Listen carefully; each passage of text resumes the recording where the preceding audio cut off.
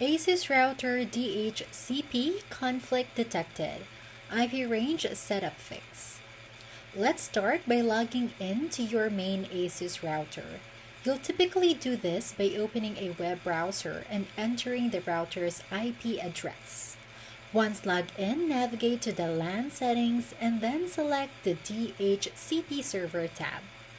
Here we'll focus on the IP pool starting address and IP pool ending address. To avoid conflicts, it's a good idea to limit the DHCP range on your main router.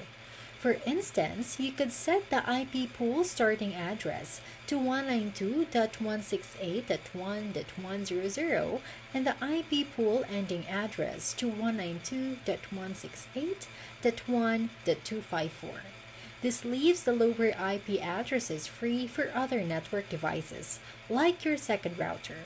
Don't forget to click Apply after making changes. Now, let us configure your second ASUS router. Log in to its settings interface. Navigate to the WAN section. Here, you'll need to set the WAN connection type. For a secondary router acting as an access point or bridge, you'll typically select Automatic IP. This allows it to get an IP address from your main router's DHCP server.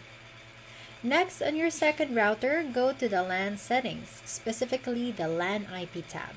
You need to assign a static IP address to this router that falls outside the DHCP range of your main router, but within the same subnet.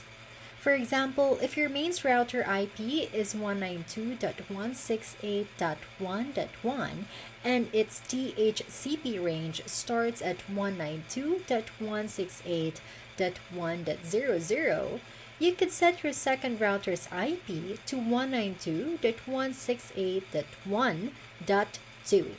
Make sure the subnet mask is 255.255.255.0. Finally, and this is crucial for avoiding conflicts, disable the DHCP server on your second router.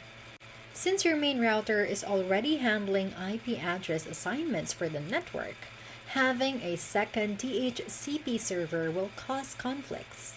Go to the LAN settings, then the DHCP server tab, and set Enable the DHCP server to No.